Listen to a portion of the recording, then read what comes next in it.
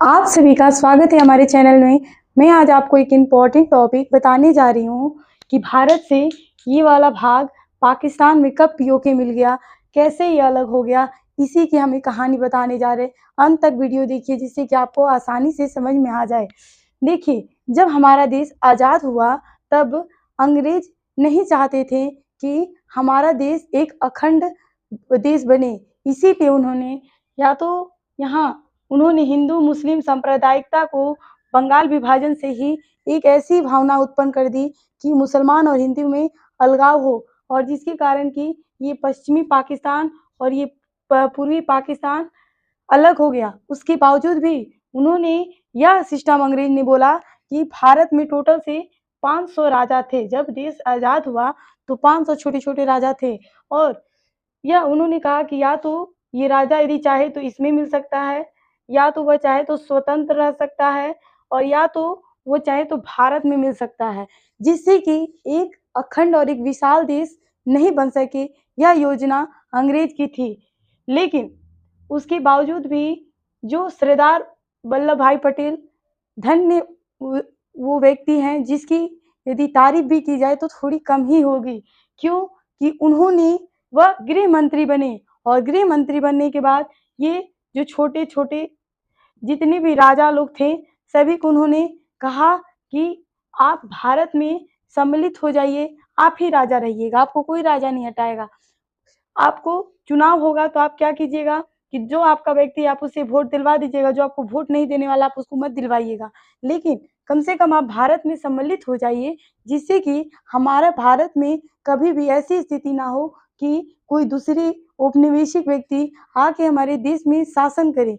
या तो कुछ वे राजा को समझा के दिमाग ठीक करके उन्होंने अपने में किया, या तो धमकी देके चारों तरफ से उन्होंने काफ़ी संघर्ष के बाद उन्होंने एक कर किया। लेकिन यहाँ जो जम्मू कश्मीर था, वह जम्मू कश्मीर आपको पता होगा जब अंग्रेज़ों ने सिख युद्ध हुआ था, तो सिख युद्ध में सिख लोग हारे गए, और हारे जाने के कारण काफ़ी जुर्माना लगाया, और वह जुर्माना उनके पास खजाने में इतने पैसे नहीं थे कि वह दे अंग्रेज़ों को। तब अंग्रेज़ों ने यही जम्मू कश्मीर की नीलामी की, और उस समय गुलाब सिंह ने 1 लाख रुपया इसका डिमांड रखा गया कि 1 लाख में आपको जाके ये कश्मीर, पूरा कश्मीर, आज की डेट में तो ख़ैर 1 लाख में तो कहीं-कहीं प्रॉपर्टी ढेर मिलता है।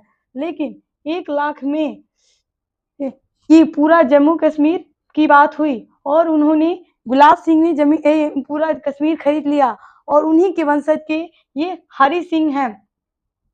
हरि सिंह और पंडित जवाहरलाल नेहरू में काफ़ी मतभेद रहती थी। वो बिल्कुल भी मतलब यहाँ तक कि एक बार ने सभा में नेहरू ने वो जो हरि सिंह थे उनको एक थप्पड़ तक मारा था। उन लोग में कोई आपस ही नहीं थी। जिसके कारण कि हरि सिंह कह रहे थे कि हम कश्मीर या हम अलग देश रहेंगे, हमें किसी भारत में मिलने की आवश्यकता नहीं है, हम नहीं मिलेंगे। और उसके बाद यहाँ ये हैदराबाद, जूनागढ़, ये जो था, यहाँ के जो नवाब थे उन्होंने कहा कि हम पाकिस्तान में मिलेंगे। लेकिन इन्होंने कहा कि पाकिस्तान में आप कैसे मिल सकते हैं, क्योंकि ये भारत का भूखंड क्षेत्रफल में यदि बीच में पाकिस्तान का राज्य होगा, पाकिस्तान का ज़िला होगा, ये तो सही बात नहीं ना है। तब सरदार वल्लभ भाई पटेल ने क्या किया कि वहाँ के लोगों से जनमत संग्रह कराई, और जनमत संग्रह कराकर जूनागढ़ में उसपे सेना से आक्रमण करने के प्रयास किए, जिसके कारण कि वहाँ के नवाब पाकिस्तान भाग गए। और फिर हैदराबाद जब देखे तो हैदराबाद के नवाब ऑटोमेटिक यहाँ भाग गए, और तब पाकिस्तान काफ़ी चिढ़ गया, काफ़ी गुस्सा हो गया कि ये जब अंग्रेज ने ऐसा कानून बना के गया है कि जो चाहे जिसमें मिल सकता है, तो फिर ये अपना शक्ति का प्रयोग क्यों?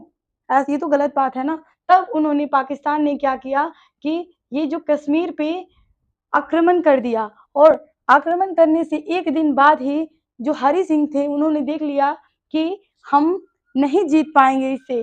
तो तब नेहरू से उन्होंने बोला कि कम से कम आप इस कश्मीर को आप भारत में तो मिला लीजिए। डॉक्यूमेंट इन्होंने हस्ताक्षर किया डॉक्यूमेंट पे कि ये भारत का हिस्सा है, और उसके बाद तब कश्मीर में काफ़ी नेहरू ने सेना ले गए। लेकिन उन्होंने ना युद्ध नहीं किया, उन्होंने कहा कि यूएनओ एक संगठन है जिससे कि जो भी अभी हाल ही में विश्व युद्ध हुआ है और वह शांति कराती है, और यदि हम उसको बोलेंगे तो विश्व युद्ध भी नहीं होगी और वह सही इंसाफ भी करेगी। तो यह यूएनओ में जाकर वो अपील करते हैं, तब यूएनओ बोलता है कि तुम पाकिस्तान ऐसा क्यों किए, काफ़ी डाँटा।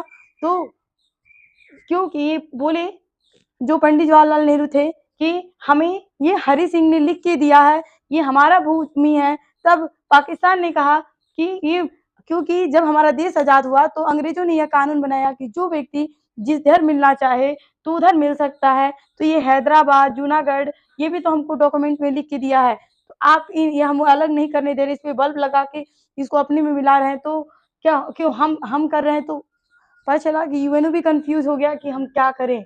और उसी समय इसको एलओसी एलओसी ये बॉर्डर बना दिया गया। ये भारत मैप इसका बनाती ज़रूर है, लेकिन ये भारत के अभी वास्तविक में कब्ज़ा में नहीं है, और ये भी दोनों कान ही कट गया है भारत का। और उसके बाद ये जो पूरा भारत, ये आपको दिख रहा है, इतना ही भारत का मात्र क्षेत्रफल है। भारत चाहता तो कई बार उसको, और यहाँ तक कि पंडित जवाहरलाल नेहरू के पास काफ़ी सैनिक थे, वह चाहते तो उस पे आक्रमण करके यहाँ तक कि वो लाहौर तक पे अपना कब्जा कर लेते। लेकिन उन्होंने कहा कि युद्ध सही चीज़ नहीं है, क्योंकि अभी हाल ही में विश्व युद्ध हुआ है, द्वितीय विश्व युद्ध, और ये विश्व युद्ध ना हो जाए, इसीलिए उन्होंने यूएनओ का सहारा लिया, ना कि अपनी शक्ति का प्रयोग किया, क्योंकि काफ़ी उनके पास सैनिक थे। यहाँ तक कि एक बार 1 लाख पाकिस्तान के सैनिक जो थे, वह सरेंडर किए थे। यदि उस समय चाहता भारत तो उसे अपने कब्जे में सारे सैनिक को लाकर वह पूरा क्षेत्रफल को अपने हिस्से में ला लेता। लेकिन भारत की वो एक महान बनने की जो आदत, जिसके कारण कि आज जो ये हमारा पीओके है, वो हमारा भारत का हिस्सा नहीं है। यह अभी वर्तमान में यह पाकिस्तान में का हिस्सा है।